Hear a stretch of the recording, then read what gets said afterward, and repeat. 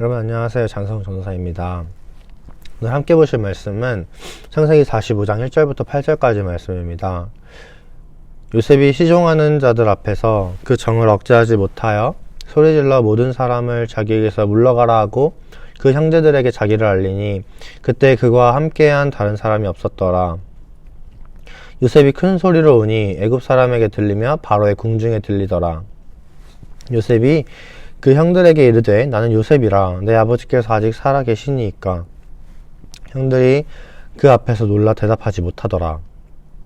요셉이 형들에게 이르되 내게로 가까이 오소서. 그들이 가까이 가니 이르되 나는 당신들의 아우 요셉이니 당신들이 애굽의 판자라. 당신들이 나를 이곳에 팔았다고 해서 근심하지 마소서. 한탄하지 마소서. 하나님이 생명을 구원하시려고 나를 당신들보다 먼저 보내셨나이다. 이 땅에 2년 동안 흉년이 들었으나 아직 5년은 밭갈이도 못하고 추수도 못할지라. 하나님이 큰 구원으로 당신들의 생명을 보존하고 당신들의 후손을 세상에 두시려고 나를 당신들보다 먼저 보내셨나니 그런즉 나를 이리로 보내신 이는 당신들이 아니요 하나님이시라. 하나님이 나를 바로에게 아버지로 삼으시고 그 온 집의 주로 삼으시며 애굽 온 땅의 통치자로 삼으셨나이다. 아멘. 그리스도인으로 살아가다 보면 참 여러가지 의문들이 많이 들어요. 그 중에서도 특히 하나님이 과연 나와 함께 하실까? 나에게를 인도하고 계신 건가? 라는 궁금증, 의문들이 굉장히 많이 드는 것 같습니다. 교회에서는 맨날 하나님이 여러분과 함께 하십니다. 하나님이 여러분의 길을 예비하십니다. 라는 말들을 하지만 정작 내가 내 삶을 보면 진짜 하나님이 함께 하시는 게 맞나? 하나님이 함께 하신다는데 함께 하신다는 내 삶에 이런 일들이 일어날 수 있나? 라는 그런 의문들, 그런 생각들이 생각보다 많이 듭니다. 때로는 그런 일들 앞에서 사람들은 하나님을 더 이상 믿지 않고 하나님은 없다면서 교회를 떠나가기도 합니다. 제 주변에도 그런 식으로 교회를 다니다가 좀 안 좋은 일들을 겪고 하나님이 살아계시다면 이런 일이 나한테 일어날 수 없다라고 말하면서 교회를 안 다니는 사람들이 몇몇 있어요. 하지만 오늘 요셉을 통해서 이 하나님의 계획과 일하심이 우리 삶에서 어떻게 이루어지는지 조금 한번 살펴보도록 하겠습니다. 오늘 말씀은 이 요셉이 자기 형제들 앞에서 자기의 정체를 드러내는 장면이에요. 이 요셉의 삶을 잠깐 좀 얘기를 해보자면 이 요셉은 어릴 적에 형들의 시기와 질투로 이 애굽 타국에 팔려갑니다. 그런데 또 참 이걸 하나님의 은혜라고 해야 되는지 또 어떻게 보디발이라는 이 바로 왕, 당시 애굽의 왕의 친위 대장의 집으로 들어가요. 그러니까 생각보다 좀 잘 사는 집이었던 것 같죠? 그런데 이런 좀 좋은 집에 들어가서 좀 잘 살았느냐, 수월하게 살았느냐 라고 물어본다면 그것도 아니에요.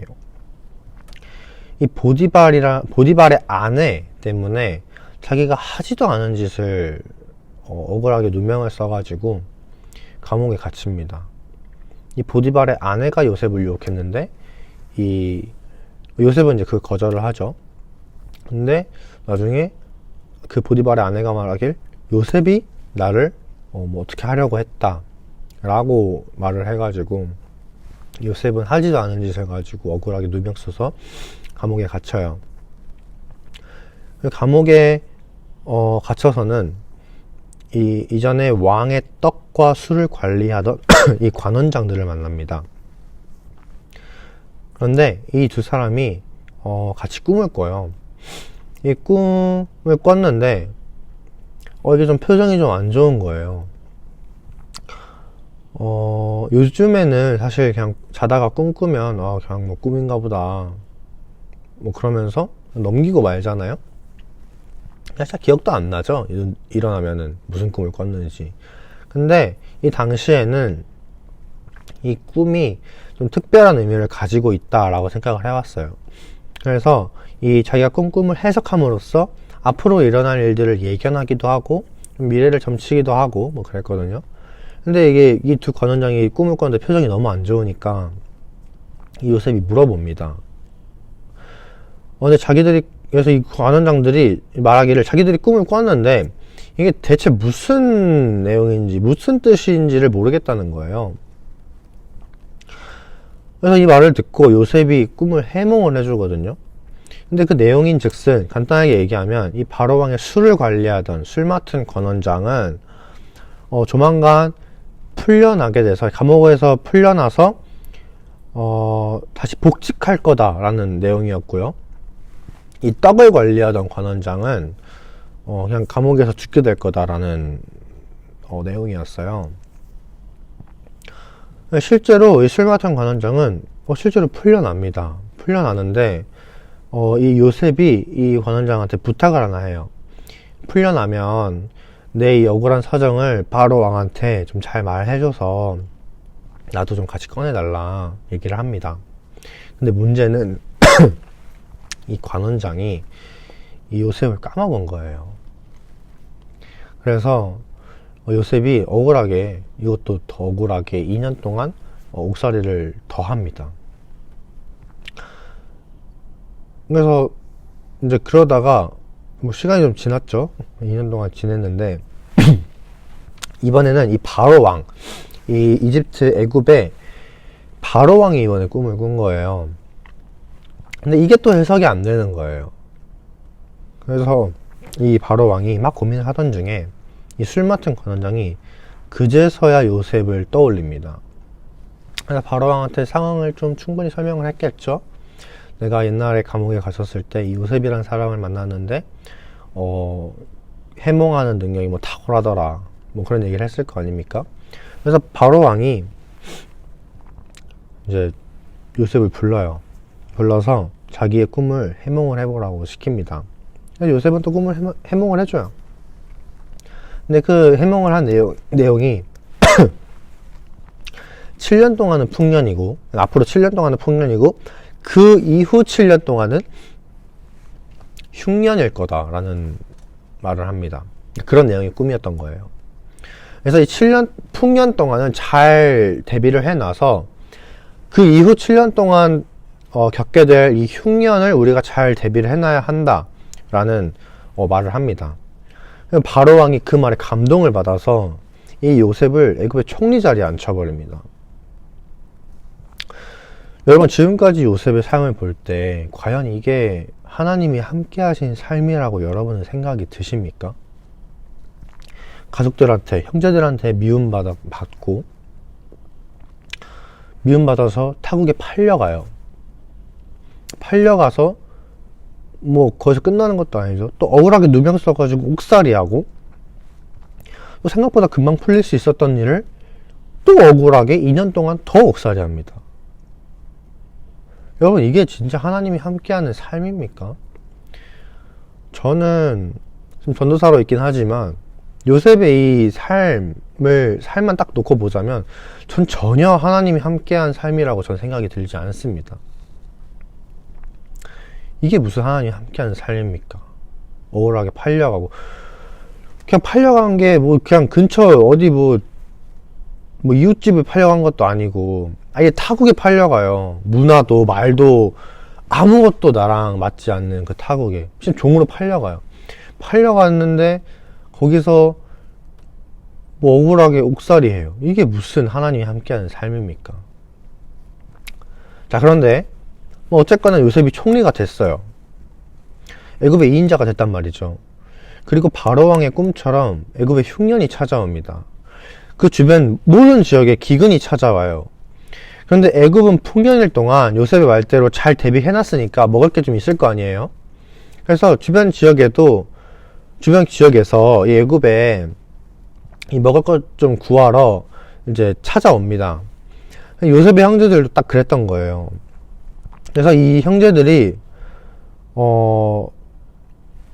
형제들을 만난 요셉이 이제는 자기의 정체를 밝히는데, 이 형들이 요셉을 볼 때 얼마나 미안하겠어요. 자기들이 팔았잖아요, 동생을. 미안하기만 하겠습니까? 동생이긴 하지만 당시 최강국이었던 애굽의 총리로 2인자로 있으니까 무섭겠죠. 요셉이 애굽의 2인자니까 맘만 먹으면 자기들 다 죽일 수도 있잖아요. 그래서 굉장히 무서웠을 겁니다. 그런데 이때 요셉이 한 말이 굉장히 놀랍죠. 하나님께서 생명을 구원하기 위해 자기를 형님들보다 먼저 이 애굽 땅에 보낸 거다. 그리고 뭐라 합니까? 나를 이곳에 보낸 건 형님들이 아니라 하나님이다 라고 말하죠. 그러니까 지금 요셉은 자기의 그 말도 안 되는 삶을 인도하신 분이 하나님이었다 라고 고백하는 거예요. 저와 여러분도 이런 믿음이 있었으면 좋겠어요. 우리는 하나님의 인도하심을 체감할 수 없습니다. 눈에 보이지도 않는 하나님이 일하시는 걸 우리가 어떻게 체감해요? 그런데 하나님은 형제들을 구원하고 생명을 구원하리라 라는 그 명확한 목표를 가지고 요셉의 삶을 인도하셨어요. 그 목표를 이루시기 위해서 요셉의 삶을 사용하셨다는 말이죠. 물론 그 과정이 비록 어려웠을지라도. 우리도 마찬가지입니다. 하나님은 여러분 한 사람 한 사람 삶을 통해서 이루실 목표가 명확하게 있어요. 그런데 그걸 이뤄가는 과정은 우리의 생각과 다를 수 있습니다. 하지만 그렇다고 하나님이 여러분과 함께하지 않느냐? 절대 그렇지 않아요. 우리가 하나님이 우리와 함께하지 않는다고 생각이 드는 건 우리의 생각에 하나님의 인도하심을 자꾸 끼워 맞추려니까 그렇게 생각이 드는 거예요. 하지만 하나님은 하나님의 인도하심에 우리를 들여야 합니다. 요셉처럼 억울한 삶을 살아도 하나님의 동행하심과 인도하심을 의심하지 않고 여러분이 계신 그곳에서 하나님을 붙들며 살아가시는 여러분 모두가 되기를 진심으로 소망합니다. 오늘 함께 기도하셨으면 좋겠는 것은 하나님께서 내 삶의 고난과 내 생각과 다른 어려움을 주셔도 그것이 하나님께서 나를 통해 이루실 그 중간 과정이다 라는 믿음을 가지고 하나님을 더욱더 붙들고 의지할 수 있는, 그래서 이겨낼 수 있도록 그런 믿음을 위해서 기도하셨으면 좋겠고요. 두 번째는 이 용서하는 마음을 위해 기도하셨으면 좋겠습니다. 아무리 요셉이 하나님의 인도하심을 믿고 고백했어도 자기를 직접적으로 판 그 형제들 보면은 얼마나 분노하겠어요. 분노하려면 얼마든지 분노할 수 있었을 겁니다. 그런데 요셉은 하나님의 인도하심을 고백하는 동시에 이 형제들을 용서합니다. 우리도 우리를 힘들게 한 그 사람을 용서할 수 있도록 함께 기도하셨으면 좋겠습니다.